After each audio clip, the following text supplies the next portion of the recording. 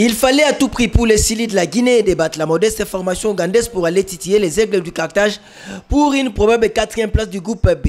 Tambour battant, les pouliches du coach Thierry Vincent maîtrisent son sujet plus compact et bien en place. La Guinée prend l'avantage 22-11 à la pause. C'est grâce à Sakon Kadiatou et Fofana Misata Nami, auteurs des 4 buts chacune. La deuxième mi-temps voit les Sili dérouler pour terminer en beauté cette affiche sur la note de 48-22. Kamara Selematou, 1m60, 55 kg, sociétaire de Boumedech en Algérie, élu MVP du match. Un caractère un peu exceptionnel, il aurait fallu gagner de 40 buts et que la Tunisie perde. Donc un match qui se gagne de 40 buts, ça n'existe pas dans ce type de compétition. On a essayé de prendre un maximum de risques en attaque, de jouer très vite, d'essayer de marquer des buts rapidement. Mais bon, en se précipitant, on a fait des bêtises et on a pris des buts. Donc voilà, on a couru, on a gagné et maintenant on va devoir se préparer pour la Coupe du Président, malheureusement. Match de tous les enjeux pour les Aigles du Carthage de la Tunisie, 3e au classement avec 3 points, ex-aequo avec les Sili nationales de la Guinée. Face au Cameroun en baisse de mental battu par l'Angola, le Tunisien profite pour prendre le large grâce à Zelfani Nada et Bella Choumaya, auteur de 3 buts chacune. Mais la réponse du Cameroun viendra par l'entremise de l'arrière droite Ebanda Baboga Paola Cyriel de Celles-sur-Belle en France. 13-12 pour la Tunisie à la mi-temps. La deuxième période, le public assiste à un match intense. Le Tunisien pousse, mais lâcheront en dernière minute. Le jet de 7 mètres de l'emblématique pétronnelle Laetitia Ateba Ngadi donne la victoire aux Camerounaises qui termine 2e du groupe. La Tunisie, bien que battue, se voit qualifiée pour les quarts de finale et se console du titre de MVP du match remporté par Belhadj Soumaya. On a une grande équipe. Malheureusement, on n'avait pas fait voir notre visage jusqu'à maintenant. On a fait une grande préparation. Je suis fier d'elle. Elle bosse. Aujourd'hui, ils ont démontré 27 minutes. 28, il manque ces 2 petites minutes pour être dans le top, on va dire, des grandes équipes d'Afrique. Et ben, travaillons ces 2 minutes en entraînement pour que demain on batte le Sénégal. Avec 6 points à son compteur déjà qualifié, l'Égypte était en face du Cap-Vert avec 2 points qui jouait aussi son match des qualifs dans un duel à distance contre l'Algérie.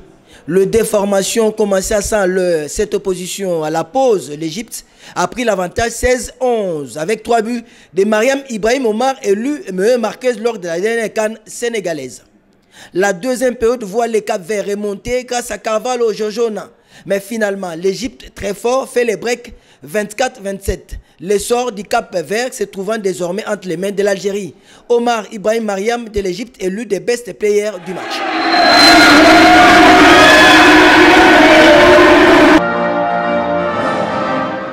Quatrième du groupe B avec le même nombre de points que les Cap-Verts. Les Fennecs étaient dans l'obligation de passer l'étape Kenya, le plus faible du groupe. Très en jambes, bon dans les replis défensifs, la défense, l'attaque placée. Les Algériennes survolent la première période avec un avantage de début, soit 17-7. La deuxième période sera à l'image de la première. Les Fennecs enchaînent les transitions directes avec des attaques placées pour l'emporter au finish 31-12. Série sur les gâteaux, la demi-centre Selma Camélia Sarah, ancienne de Paris 92, Colombe actuelle de Sergi en France, arrache les prix des best players. L'Algérie s'ouvre la voie pour la phase des quarts de finale aux dépens du Cap-Vert. Merci. Congo-Brazzaville, Sénégal, 2 demi-finalistes de la dernière CAN sénégalaise s'affrontaient pour leur dernier match du groupe B, bien que le 2 déjà qualifié pour les quarts. Cette opposition valait son pesant d'or pour le leadership du groupe.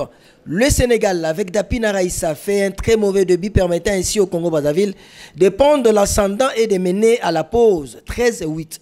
Au retour, le Congo-Brazzaville enchaîne et étale une de ses meilleures parties pour terminer en tête de l'affiche 25-17 ans. Diagoura Gafanta, 24 ans, 1m75, ancienne de Dijon, Noisy-le-Grand et actuel sociétaire de Celles-sur-Belle en France, désigné par les jurys comme le MVP de la rencontre.